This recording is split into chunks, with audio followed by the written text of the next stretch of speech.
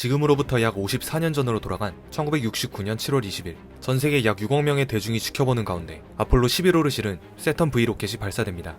나사의 주도로 이루어진 유인 달 탐사 계획, 바로 아폴로 프로그램 프로젝트였습니다. 흑백으로 된 TV 화면 속에서는 인류가 최초로 지구 이외의 천체에 착륙하기 위한 위대한 여정이 생중계되고 있었습니다. 사실 미국이 인간을 달에 보내려고 했던 가장 큰 이유는 소련과의 경쟁 때문이었습니다. 1950년대 미국과 소련의 냉전이 시작되면서 군비 확장을 포함해 각 분야에서 우열을 다투는 치열한 싸움이 벌어지게 됩니다. 미국과 소련이 정치, 경제, 기술 등 서로 상대국보다 우위에 서기 위해 경쟁하기 시작했고, 이 경쟁은 군사는 물론 과학으로도 퍼지게 됩니다.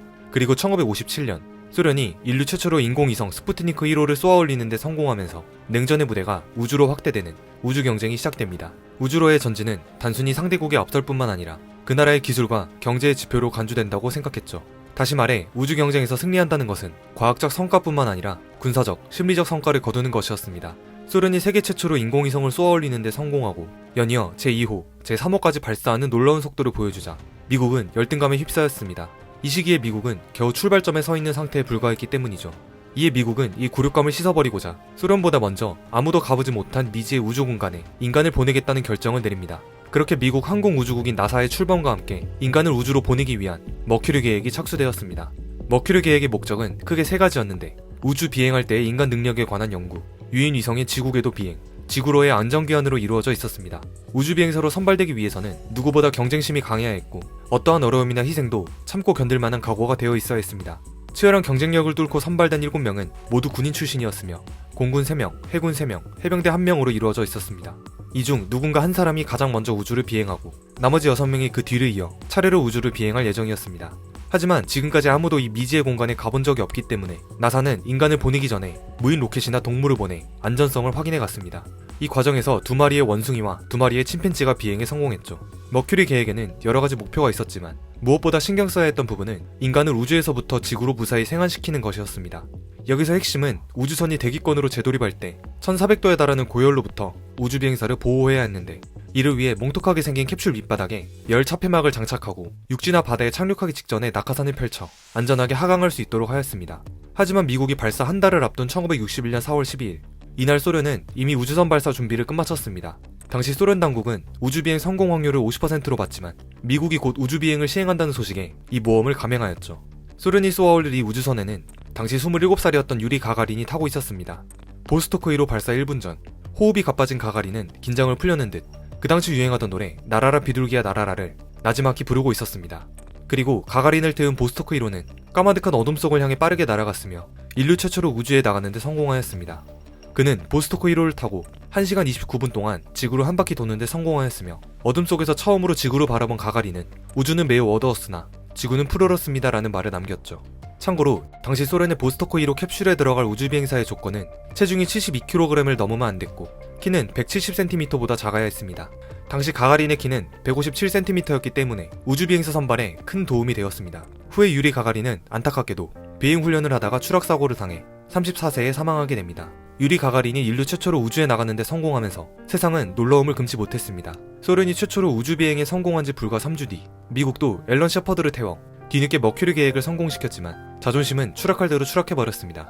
비록 미국은 소련보다 늦게 우주에 나갔지만 머큐리 계획을 통해 무중력에서 인간이 적응하는 법을 배우고 우주선 기술 발전에 크게 기여하면서 그 임무를 충실히 수행하였습니다. 이렇듯 국가 간 자존심 경쟁은 인류 역사상 가장 급격한 과학과 기술 성장을 불러왔고, 이 기간 동안 우주 경쟁은 절정에 달했습니다. 소련이 인류 최초로 우주 비행에 성공시키며 또 한 번 우주 경쟁의 우위를 가져오자 미국은 이보다 한 단계 더 나아가 최초로 인류를 달에 보내겠다라는 과감한 발표를 합니다. 그렇게 계획된 게 유인 달 탐사 계획, 바로 아폴로 프로젝트였죠. 미국은 이 하나의 프로젝트에 현재 환율로 약 210조 원이라는 어마어마한 예산을 투입하였으며 더 이상 소련에 뒤처지면 안 됐기 때문에 최대한 빠르게 계획을 실행해 나갔습니다. 그리고 이를 성공적으로 이루기 위해 머큐리 계획의 다음 단계이자 아폴로 계획을 실현시키기 위한 전 단계로 제미니 계획을 수립합니다.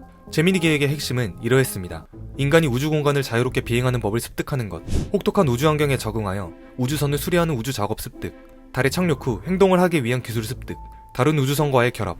다시 말해 제미니 계획은 아폴로 계획에 필요한 기초적인 기술을 습득하기 위한 단계였습니다. 그리고 머큐리 우주선이 1인승이었다면 제미니 우주선은 2인승으로 확대했으며 선내의 넓이는 승용차의 운전석과 조수석 정도였습니다. 1964년 4월, 우선 제미니 1, 2호가 비행시험 임무를 위해 무인으로 발사됩니다. 그리고 약 1년이 지나 본격적인 제미니 계획의 시작을 알리는 제미니 3호가 발사되면서 최초의 2인승 유인 우주 비행을 성공합니다.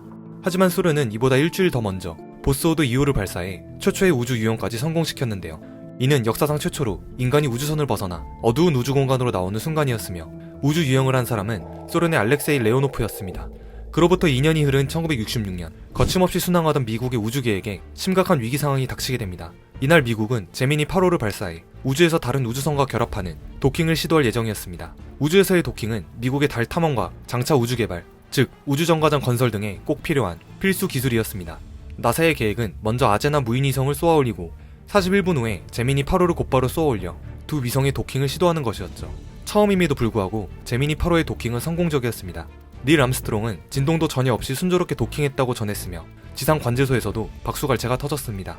하지만 도킹 27분 후 예기치 못한 일이 발생하는데 도킹하여 하나가 된 위성이 갑자기 회전을 하기 시작했고 통제 불가능한 상황이 벌어진 것입니다.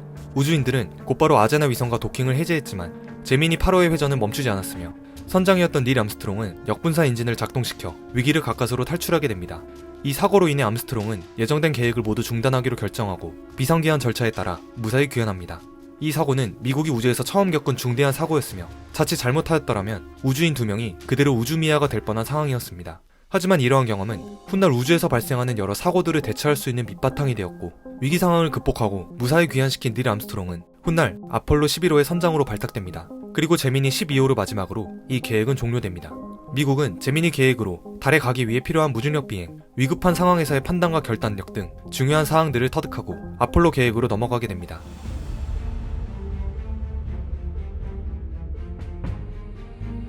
존 F 케네디는 미국의 35대 대통령 취임과 함께 인간을 달에 착륙시킨 후 무사히 지구로 귀환시키겠다는 아폴로 계획을 발표합니다. 앞서 말했듯이 아폴로 계획의 목표는 인간이 달까지 무사히 왕복하는 것인데 중요한 문제는 과연 어떻게 인간을 달에서 다시 지구로 귀환시키는가였습니다. 이를 위해 여러가지 방법이 제시되었는데 나사에서 채택한 방법은 다음과 같았습니다. 먼저 지구 표면에 적당한 위치에서 추진체와 함께 로켓을 발사합니다.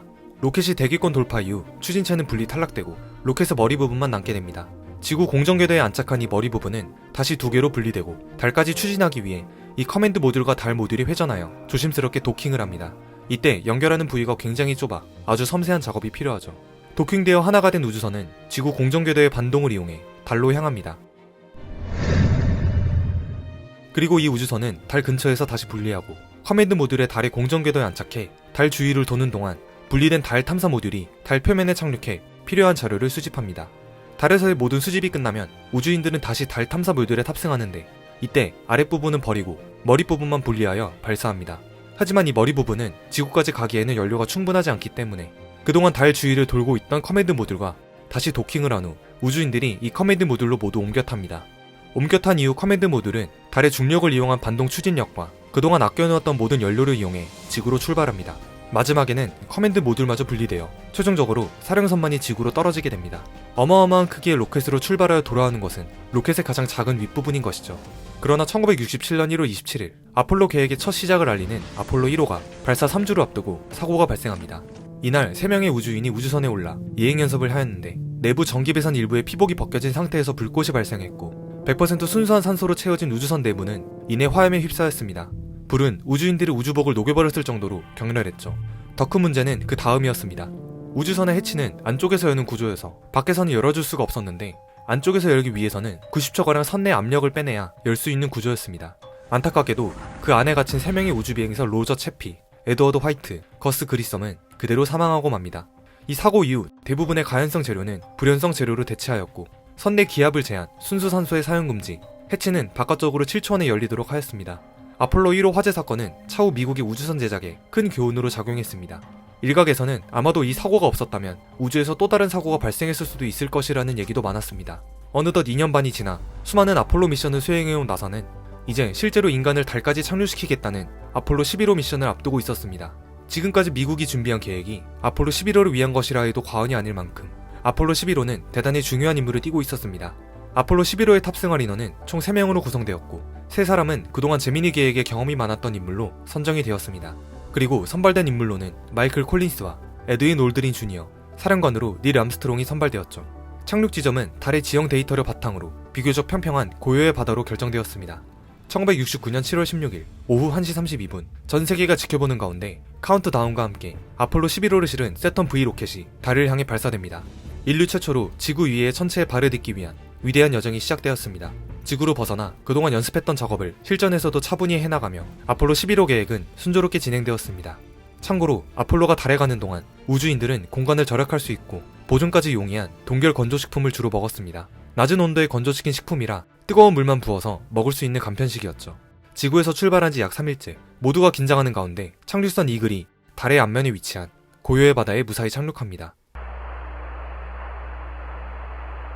Contact light. Okay, engine stop. APA at a descent.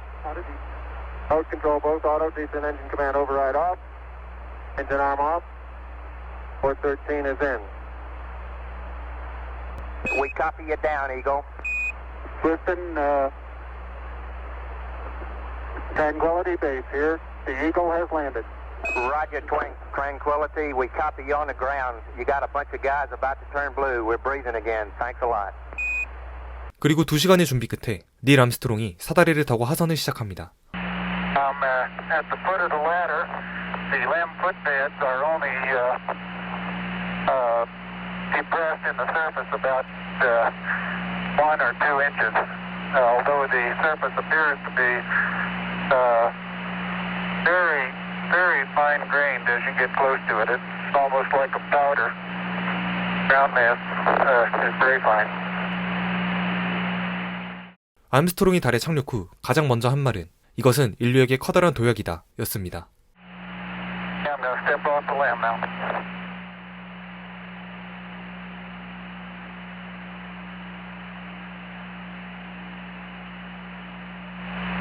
That's one small step for man, one giant leap for mankind. 암스트롱에 이어 약 15분 후 올드린도 달 표면에 내려왔고 달의 모습을 장엄하고 황량한 풍경이라고 표현했습니다. 참고로 달로 떠난 3명 중 콜린스는 커맨드 모듈에 남아있어야 했기 때문에 달 표면에는 나머지 2명만 갈 수 있었습니다. 암스트롱과 올드린은 달 표면에 성조기를 세우고 계획된 활동을 시작했습니다. 이들에게 주어진 시간은 2시간 반이었으며 삽으로 토양 샘플과 암석을 채집하거나 실험 장비를 설치하는 등 시간 내에 모든 임무를 수행하기 위해 급하게 일을 해내고 있었습니다. 때문에 리처드 닉슨 대통령과의 통화도 빨리 끊게 됩니다. 달에서 2시간 13분 동안 예정되어 있던 달 표면 활동을 모두 수행한 후 이들은 21kg가량의 흙과 암석을 2상자에 나눠 담아 지구로 출발합니다. 그리고 달에는 전세계 73개국 지도자들의 이름과 메시지가 담긴 동전 크기의 실리콘 디스크를 놓고 왔으며 착륙선 기념 명판도 달에 남기고 돌아왔습니다. 착륙선 명판에는 다음과 같은 문구가 적혀 있었습니다. 1969년 7월 여기 지구 행성에서 온 인간이 처음으로 달에 발을 디뎠다. 우리는 모든 인류를 위해 평화로운 목적으로 왔다. 또한 가능한 한 우주선의 무게를 줄이기 위해 우주 비행사들의 배설물 봉투 또한 달에 두고 오는데 후에 아폴로 11호부터 17호까지 우주 비행사들이 달에 버린 배설물 봉투는 96개나 된다고 합니다. 달 탐사를 마치고 돌아온 이인은 다시 콜린스의 커맨드 모듈과 도킹하여 지구로 떠납니다. 그리고 1969년 7월 24일 이들은 8일간의 미션을 끝마치고 안전하게 지구로 귀환했죠. 아폴로 계획하면 이들이 정말 달에 갔는지에 대한 음모론이 빠질 수가 없는데요. 이번 영상에서는 대표적인 음모론과 그에 대한 반박을 간략하게 설명드리겠습니다. 가장 먼저 펄럭이는 성조기입니다. 바람도 없는 거의 진공 상태인 달 표면에서 성조기가 펄럭인다는 것인데 사실 이것은 애초에 성조기를 기역자 모양의 틀에 고정시켜 성조기가 잘 보이도록 제작해 간 것이며 진공 상태이기 때문에 한번 깃발을 만지면 흔들리는 것이 좀처럼 멈추지 않았던 것이죠. 달에서 녹화한 영상에도 닐과 올드린이 성조기를 설치한 이후에는 흔들리지 않는 것이 포착되었습니다.